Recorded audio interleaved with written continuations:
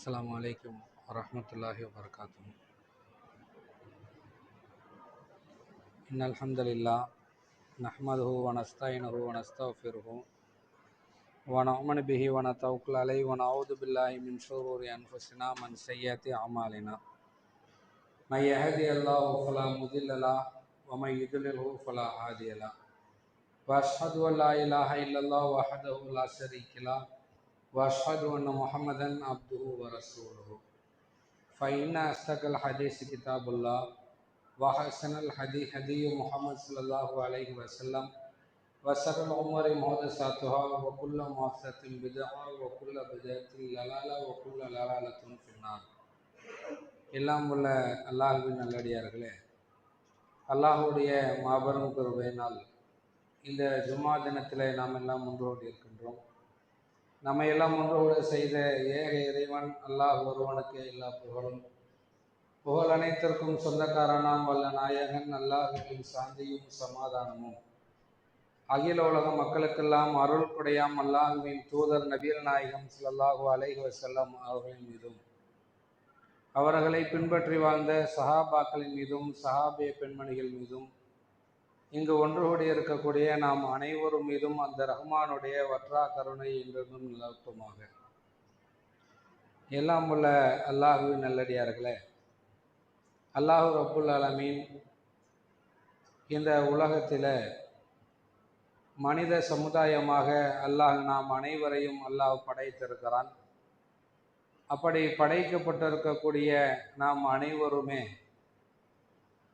அல்லாஹ்வுக்கு பயப்பட வேண்டும், அவனுக்கு கட்டுப்பட்டு தங்களுடைய வாழ்க்கையினை அமைத்து கொள்ள வேண்டும் என்ற நோக்கத்திற்காகத்தான் ஒவ்வொரு வெள்ளிக்கிழமைகளிலும் ஜும்மா தினத்திலே நாம் எல்லாம் முறையை கேட்பதற்காக வந்து அமர்ந்து கொண்டிருக்கிறோம்.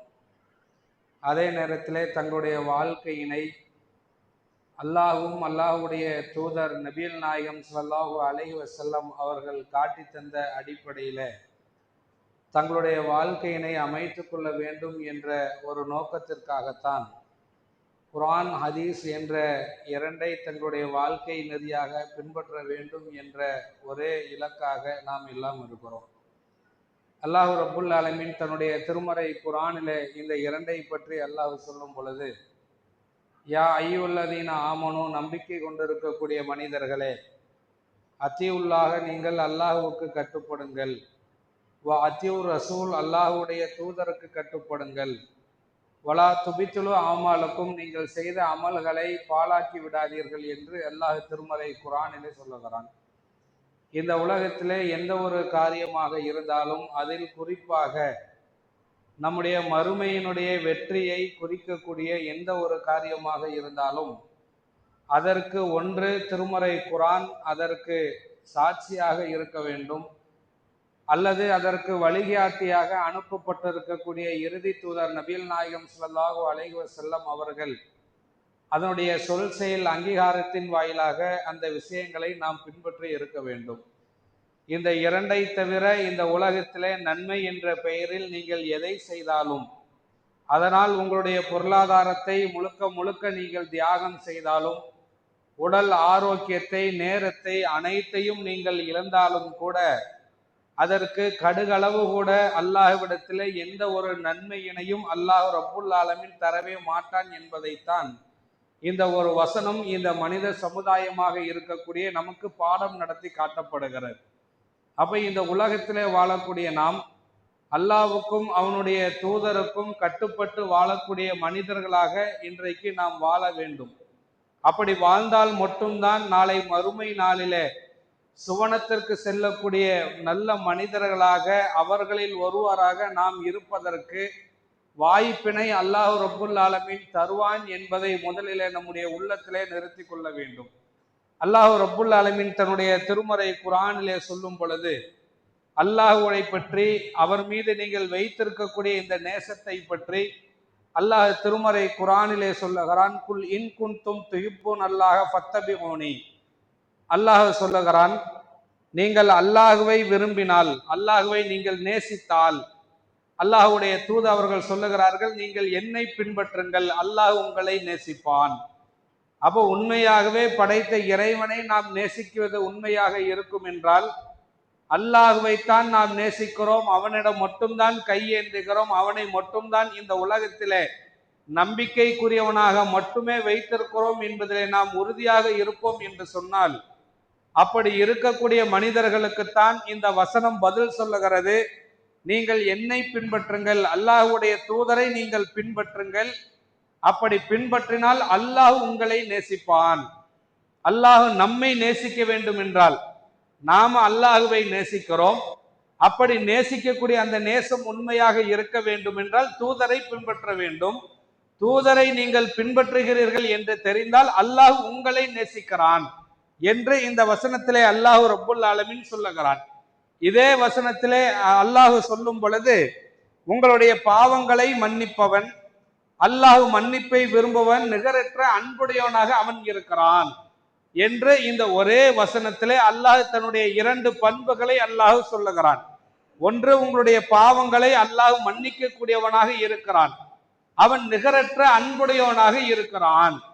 ஏன் அல்லாஹ் இந்த வசனத்திலே இதை சொல்லுகிறான் என்றால், நீங்கள் எந்த பாவத்தை நீங்கள் உலகத்திலே செய்திருந்தாலும் அந்த பாவத்தை அல்லாஹ்விடத்திலே நீங்கள் முறையிட்டு அல்லாஹ்விடத்திலே நீங்கள் மன்னிப்பு கேட்பீர்கள் என்று சொன்னால் அல்லாஹ் ரப்புல் ஆலமீன் உங்களுடைய பாவத்தை மன்னிப்பான் என்று சொல்லிவிட்டு அடுத்ததாக அல்லாஹ் சொல்லுகிறான், அவன் நிகரற்ற அன்புடையோன், அவன் மன்னிக்கிற மாதிரி உலகத்துல யாருமே மன்னிக்கவே முடியாது என்பதைத்தான் அடுத்த வசனத்திலே அல்லாஹ் ரப்புல் ஆலமீன் நமக்கு சொல்லி காட்டுகிறான்.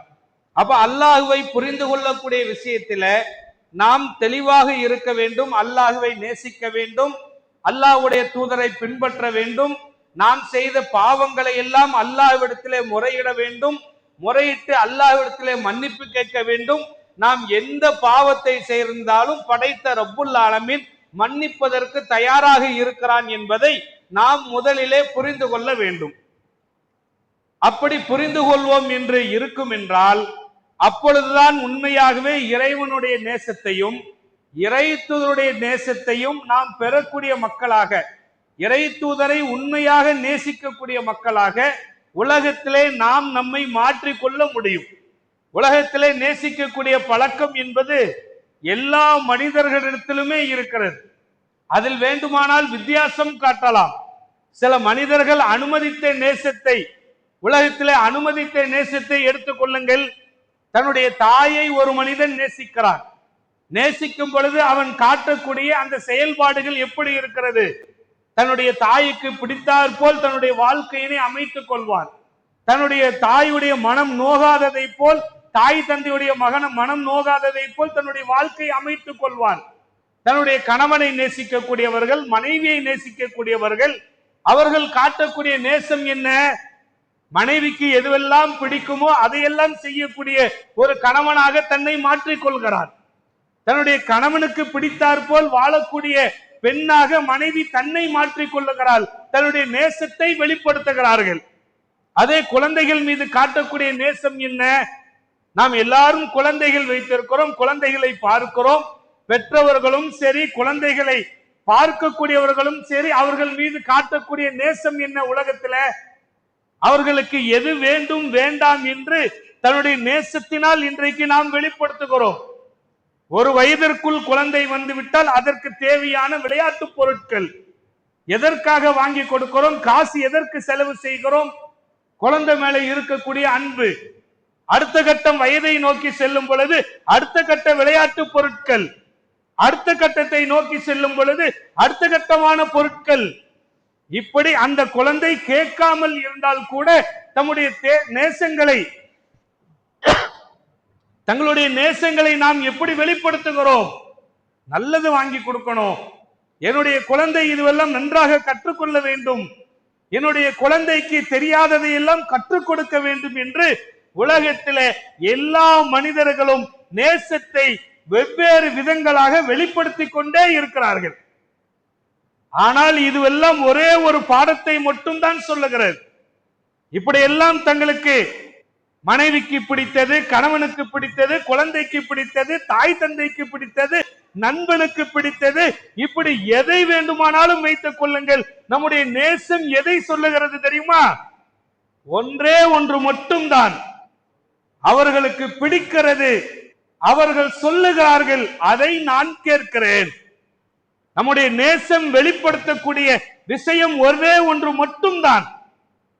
அவங்களுக்கு பிடிக்கிறது, அவங்க சொல்றாங்க, அதனால அதை நான் கேட்கிறேன். இது உண்மையான நேசம்தான்.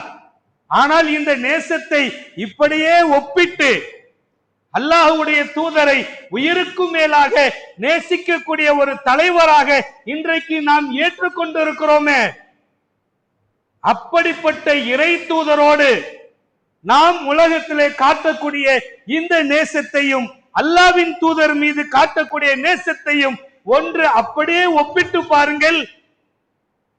தன் குழந்தைகளுக்கு பிடிக்கும் என்பதையெல்லாம் செய்கிறோம், தன்னுடைய தாய் தந்தைக்கு பிடிக்கும் என்பதையெல்லாம் செய்கிறோம், தன்னுடைய வியாபாரத்திலே தொழிலாளர்களுக்கு பிடிக்கும் என்பதெல்லாம் செய்கிறோம்.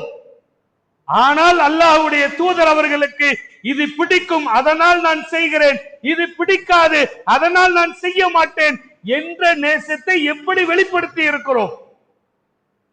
தூதரை நேசிக்கிறோம் என்று சொல்லுகிறோம். நான் அல்லாஹ்வுடைய தூதரை உயிருக்கு மேலாக நேசிக்கிறேன். நேசம் எங்கே இருக்கிறது? தன்னுடைய வாய் வார்த்தையில் மட்டும் நேசத்தை காட்டுகிறோம். தன்னுடைய செயல்பாடுகளிலே நேசம் எங்கே? அல்லாஹ்வுடைய தூதர் அவர்கள் சொன்னார்கள், நீங்கள் உண்மையான இறை நம்பிக்கையாளராக ஆக வேண்டும் என்றால் நீங்க உண்மையாகவே அல்லாஹ்வை பயப்படுகிறீர்கள், அல்லாஹ்வை தான் நீங்கள் நம்பிக்கை கொண்டிருக்கிறீர்கள், அது உண்மையாக இருக்கும் என்றால் கொஞ்சம் யோசிச்சுக்கங்க. நாம அல்லாஹ்வைத்தான் நம்புறோம், அந்த நம்பிக்கை உண்மை என்றால் அல்லாஹ்வுடைய தூதர் நபிகள் நாயகம் ஸல்லல்லாஹு அலைஹி வஸல்லம் அவர்கள் சொல்லுகிறார்கள், என்னை நேசிக்காத வரைக்கும் நீங்கள் உண்மையான இறை நம்பிக்கையாளனாக மாற முடியாது. ரசூலுல்லாஹ்வை நேசிக்கணுமாம். எந்த அளவிற்கு நேசம் தெரியுமா? அதே செய்தியில அல்லாஹ்வுடைய தூதர் அவர்கள் சொல்லுகிறார்கள், உன்னுடைய தாய் தந்தையரை விட, உன்னுடைய பொருளாதாரத்தை விட, உன்னுடைய பிள்ளையை விட, அதையும் தாண்டி அல்லாஹ்வுடைய தூதர் அவர்கள் சொல்லுகிறார்கள், உன்னுடைய உயிரை விட நீர் என்னை நேசிக்காத வரைக்கும் உண்மையான இறை நம்பிக்கையாளராக நீங்கள் மாறவே முடியாது. இப்ப நாம இறை நம்பிக்கையாளராக இருக்கிறோமா என்று நாமே அப்படி யோசிச்சு பாருங்க. தன்னுடைய தாய் தந்தையரை விட தூதரை நேசித்திருக்கிறோமா? தன்னுடைய பிள்ளையை விட அல்லாஹ்வுடைய தூதரை நேசித்திருக்கிறோமா? தன்னுடைய காசு பணத்தை விட அல்லாஹ்வுடைய தூதரை நேசித்திருக்கிறோமா? இந்த உலகத்திலே தன்னுடைய உடலை விட அல்லாஹ்வுடைய தூதரை உயிருக்கு மேலாக இன்றைக்கு நாம் நேசித்திருக்கிறோமா? எல்லாத்தையும் எடுத்து பாருங்க. அப்ப நாம் எப்படி உண்மையான இறை நம்பிக்கையாளராக மாற முடியும்? உண்மையான நம்பிக்கையாளராக ஆக வேண்டும் என்றால், தாய் தந்தை சொல்வது நல்லதாக இருக்கும் என்றால், இறை தூதருடைய போதனைகளுக்கு மீறிய வார்த்தைகளாக இருக்கும் என்றால், அந்த சொல்லை கேட்பது இறை தூதரின் மீது காட்டக்கூடிய நேசம் அல்ல. நாம் ஒன்றை தெளிவாக புரிந்து கொள்ள வேண்டும். நேசம் என்றால் எது தெரியுமா? அல்லாஹ்வுடைய தூதரை முதல் இடத்திலே வைத்துவிட்டு தன்னுடைய தாய் தந்தை, பிள்ளை, மனைவி, கணவன், சொத்து, தன்னுடைய உயிர் அனைத்தையும் ஒரு இடத்திலே வைத்துவிட்டு எந்த கட்டம் வந்தாலும் இறை தூதரை வைத்து இதை விட இது வருகிறதா அல்லது இதற்கு கீழ் செல்லுகிறதா என்பதை பார்த்தால் இறை தூதரின் மீது நேசத்தை வெளிப்படுத்தி விடலாம். வெறுமனே இலகுவாக செய்யக்கூடிய காரியம். எல்லா விஷயத்தையும் எடுத்துக்கங்க. நாம் செய்யற வியாபாரம், நாம் போகக்கூடிய திருமணம், நம்முடைய வீடுகளிலே நடக்கக்கூடிய பங்கன்கள், நிகழ்ச்சிகள், நம்முடைய நண்பர்கள் வட்டத்திலே கலந்து கொள்ளக்கூடிய நிகழ்ச்சிகள், எல்லாத்தையும் அல்லாஹ்வுடைய தூதரோடு ஒரு கணம் ஒப்பிட்டு பாருங்கள். நம்முடைய நிலை என்ன? தூதரை நாம் நேசிக்கக்கூடிய நிலைமை எப்படி இருக்கிறது?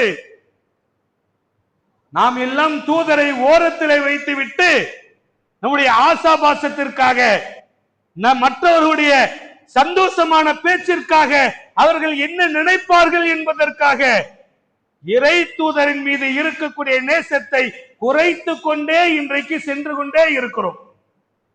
உண்மையான நேசம் இருக்கும் என்றால் தன்னுடைய பிள்ளைக்கு இறை தூதர் காட்டிய வழியை தவிர மற்ற வழியை நாம் காட்டவே மாட்டோம். தன்னுடைய தாய் தந்தை மனைவி சொன்னாலும் கூட இறை தூதர் தடுத்த விஷயத்தை ஒரு காலத்திலும் நாம் அனுமதி கொடுத்து அதற்காக வக்காலத்து வாங்கி நிற்கவே மாட்டோம். இங்கேதான் நம்முடைய நேசத்தை உரசி பார்க்கக்கூடிய ஒரு கட்டத்தில் இருக்கிறோம். சஹாபாக்களுடைய நேசம் எப்படி தெரியுமா? அல்லாஹ்வுடைய தூதரை சந்தித்தாலே ரசூலுல்லாவை பார்ப்பார்கள் அல்ல, இப்படி பார்க்கக்கூடிய நேரத்திலேயே அல்லாஹ்வுடைய தூதரை பார்த்த உடனே சொல்வார்கள், அல்லாஹ்வின் தூதரே, என்னுடைய தாயும் என்னுடைய தந்தையும் உங்களுக்கு அர்ப்பணமாகட்டும். எப்படியாம்? என் தாய் எனக்கு பெருசு அல்ல, என்னுடைய தந்தை எனக்கு பெருசு அல்ல, அல்லாஹ்வின் தூதரே நீங்கள் தான் எனக்கு பெரிது. ரசூலுல்லாவை பார்க்கும் பொழுது நபி தோழர்கள் அதிகமாக சொன்ன வார்த்தைகளில் இதுவும் ஒன்று. என்னுடைய தாயும் தந்தையும் உங்களுக்கு அர்ப்பணமாகட்டும். அவங்களை விட எல்லாம் உங்களை அப்படி இல்லை, உங்களுக்கு அடுத்துதான் அல்லாஹ்வின் தூதரே இவர்களை நான் பார்ப்பேன் என்பதை இறை தூதரை பார்க்கும் பொழுதெல்லாம் சொல்வார்கள். நம்முடைய நேசம், அல்லாஹ்வுடைய தூதர் மீது காட்டிய நேசங்கள் எந்த அளவிற்கு அவர்கள் இடத்திலே வெளிக்காட்டியது என்று சொன்னால், தூதர் சொன்னால் அதை அப்படியே செய்வார்கள். தூதர் ஒரு நல்ல காரியத்தை சொன்னால் அப்படியே ஏற்றுக்கொள்வார்கள். அவர்கள் அதிலே மாற்று கருத்து கொள்ளவே மாட்டார்கள். செவியேற்றோம், கட்டுப்பட்டோம், அதுதான் அவருடைய வாழ்க்கை. சஹாபாக்கள் இறை தூதரை நேசித்த விதம் அப்படி. நம்முடைய நேசிக்கக்கூடிய விதம் எப்படி இருக்கிறது என்பதை பாருங்கள். ரசூலுல்லாஹ்வுடைய காலகட்டத்தில் ஏராளமான செய்திகளை, அல்லாஹ்வுடைய தூதரை நேசித்த விதங்களை இப்படி நிறைய சொல்லிக் கொண்டே போகலாம். இப்படி உயிருக்கு மேலாக நேசித்த அல்லாஹ்வுடைய தூதர் அவர்கள் தன்னுடைய தோழர்களை எப்படி பார்த்திருக்கிறார்கள் தெரியுமா? அல்லாஹ்வுடைய தூதரின் மீது அளப்பெரிய நேசம். அல்லாஹ்வுடைய தூதருக்காக உயிரை கொடுத்தார்கள். அல்லாஹ்வுடைய தூதர் கூப்பிட்டார் என்பதற்காக போர்க்களத்திற்கு சென்று தன்னுடைய கையை இழந்தார்கள், காலை இழந்தார்கள், உடலிலே கடுமையான காயத்தை வாங்கி கொண்டு வந்தார்கள். குடும்பத்தை விட்டாங்க, பொருளாதாரத்தை விட்டாங்க, தன்னுடைய பிள்ளைகளை விட்டார்கள். இது அத்தனையுமே எடுத்து பாருங்க. அல்லாஹ்வுடைய தூதரை நான் பின்பற்றுகிறேன், அல்லாஹ்வுடைய மார்க்கத்தை நான் ஏற்றுக்கொண்டிருக்கிறேன், அதற்காக அனைத்தையும் இழக்க தயார் என்ற ஒரு நிலைக்கு அன்றைக்கு இந்த தோழர்களும் நபி தோழியர்களும் வந்து நின்றார்கள். இப்படியெல்லாம் நேசித்த இந்த தோழர்கள் விஷயத்தில அல்லாஹ்வுடைய தூதர்கள் நடந்து கொண்ட அந்த நடவடிக்கைகள், செயல்பாடுகளை எடுத்து பாருங்கள். எப்படி தெரியுமா? ஒரு முறை அல்லாஹ்வுடைய தூதரிடத்திலே உட்கார்ந்து கொண்டு சஹாபாக்கள் எல்லாம் பேசுகிறார்கள். பேசி சிரிக்கக்கூடிய வழக்கமாக பேசுகிறார்கள். ஒவ்வொருத்தரும் ஒவ்வொரு கதையை சொல்றாங்க.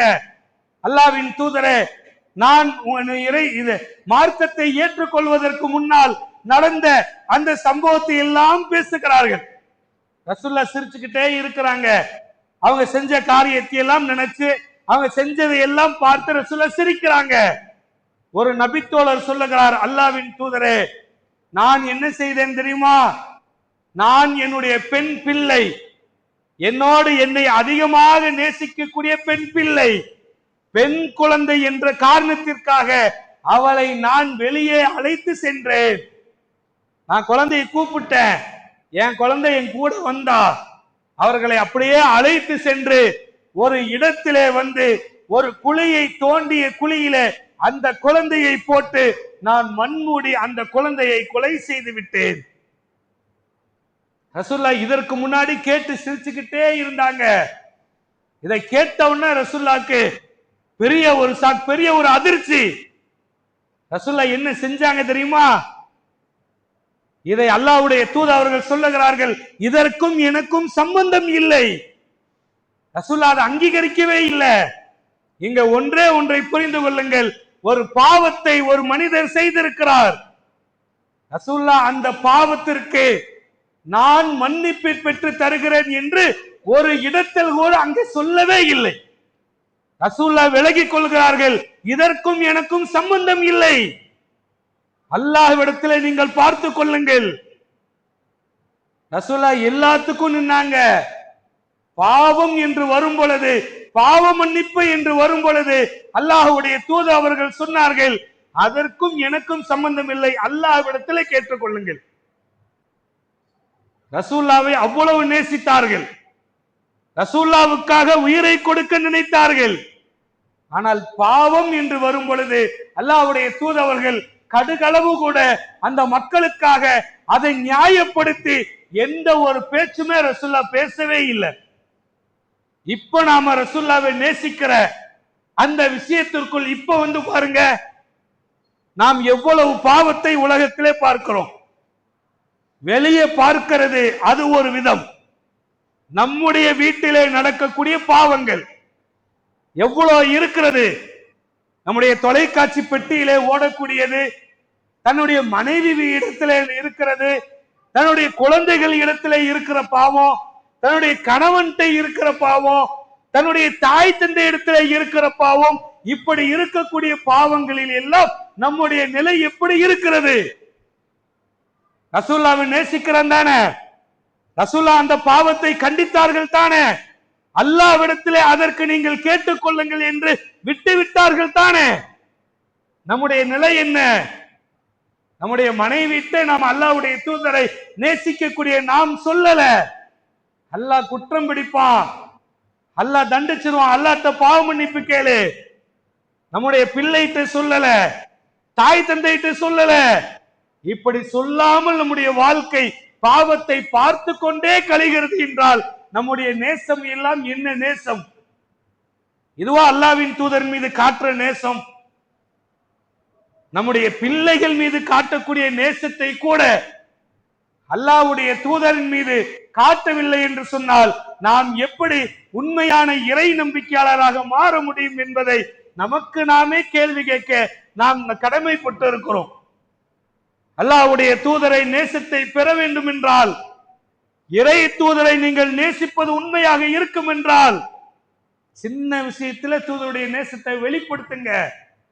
அற்பமா நினைக்காதீங்க. தாடி விஷயமாச்ச என்ன செய்யறது? அல்லாஹ்வுடைய தூதருக்கு அது பிடிக்கும், அதனால நான் நேசத்தை வெளிப்படுத்துகிறேன், அவ்வளவுதான். அது பார்ப்பவர்களுக்கு விகார தோற்றத்தை தந்தால் பரவாயில்லை, பார்ப்பவர்களுக்கு அசிங்கமா இருக்குது என்று அவர்கள் சொன்னால் அதனால ஒன்னும் பிரச்சனை இல்லை.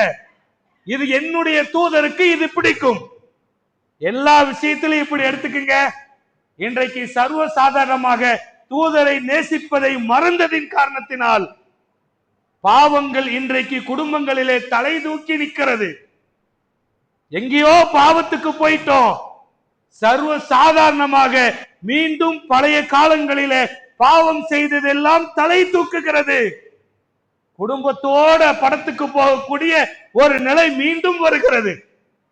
குடும்பத்தோடு மார்க்கம் தடுத்த விசேஷங்களுக்கு செல்லக்கூடிய காரியங்கள் மீண்டும் தலை தூக்குகிறது.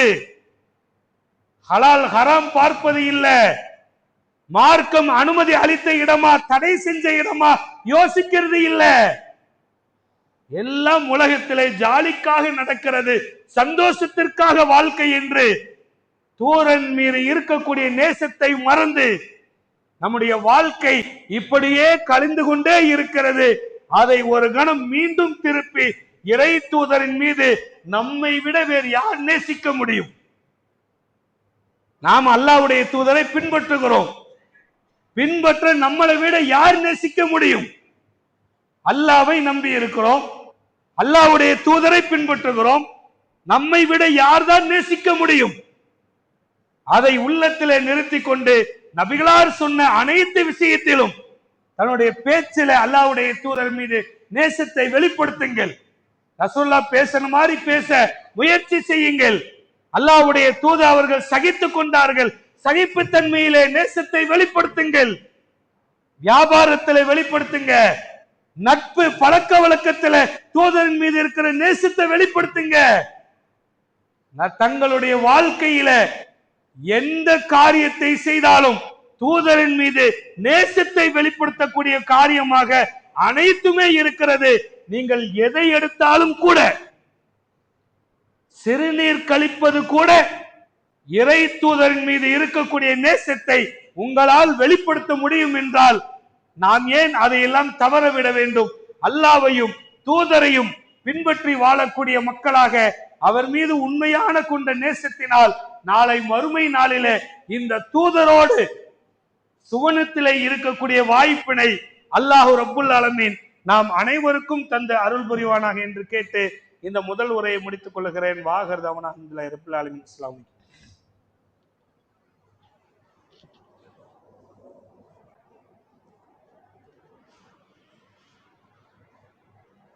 எல்லாம் உள்ள அல்லாஹுவின் நல்லடியார்களே,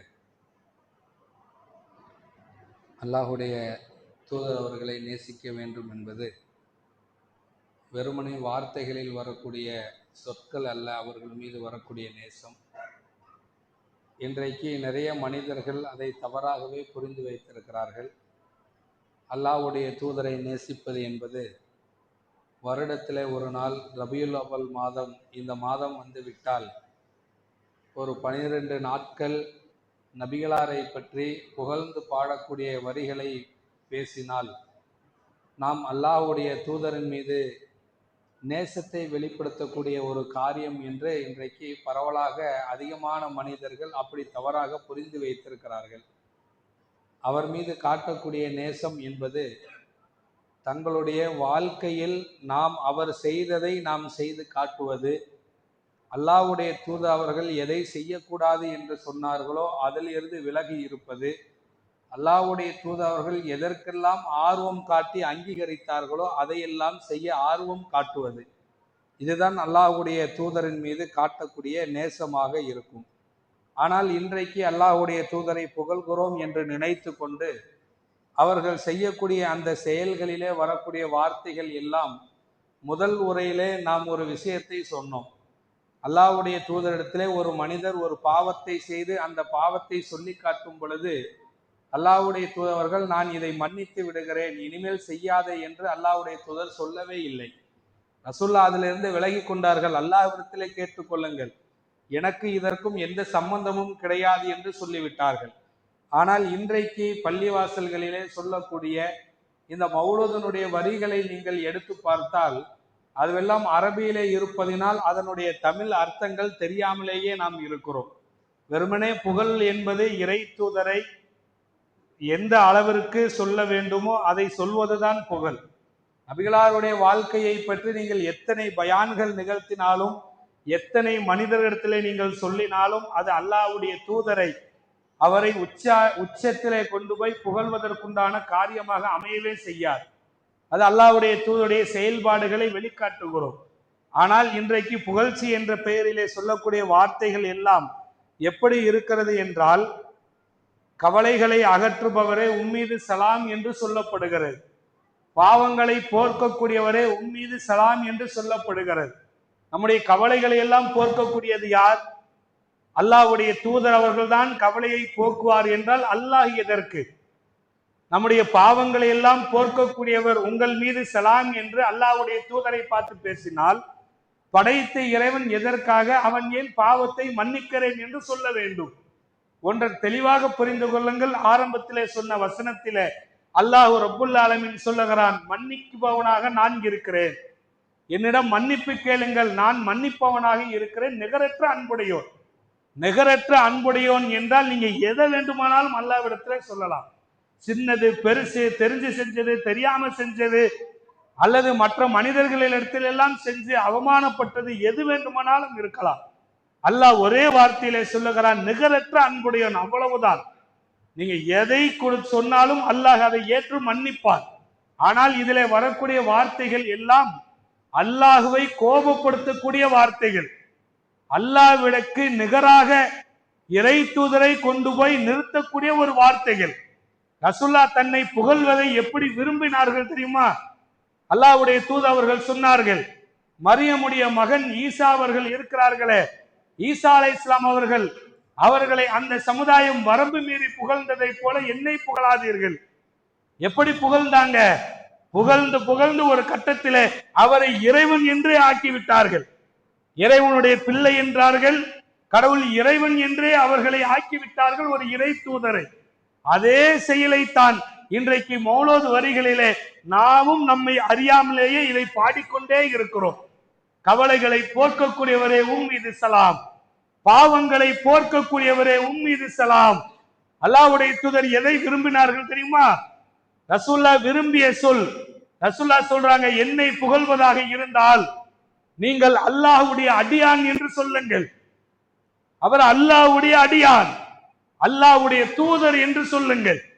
அல்லாஹ்வுடைய தூதர், நான் பின்பற்றக்கூடியவர், அல்லாஹ்வுக்கு பிடித்த ஒரு அடியானாக என்னுடைய தூதர் இருக்கிறார். இதுதான் அல்லாஹ்வுடைய தூதரை புகழக்கூடிய உச்சபட்ச வார்த்தை. இதை விடுத்து நீங்கள் எதை சொன்னாலும், அல்லாஹ்வுக்கு நிகராக நீங்கள் பேசினால் பாவத்தை நீங்கள் அனுபவிக்க வேண்டும். அதனால் மறுமையிலே நஷ்டவாளியாக போய் நிற்கக்கூடிய ஒரு வாய்ப்பு நமக்கு வந்துவிடும் என்பதை கவனத்திலே வைத்துக் கொண்டு, நீங்கள் நினைப்பது எல்லாம் அல்லாஹ்வுக்கு, அல்லாஹ்வுடைய தூதரை புகழக்கூடிய வார்த்தை அல்ல. உண்மையாகவே புகழ்வது, நீங்க உண்மையாகவே எதையாவது சொல்லி புகழ வேண்டும் என்று நினைத்தால், அல்லாஹ்வுடைய தூதர் அவர்கள் சொன்னது என்ன தெரியுமா? நபிகள் நாயகம் ஸல்லல்லாஹு அலைஹி வஸல்லம் அவர்கள், நான் இப்ப சொல்லுகிறேன், அதை நீங்கள் கேட்டால் திரும்ப நீங்கள் சொல்ல வேண்டும், ஸல்லல்லாஹு அலைஹி வஸல்லம்.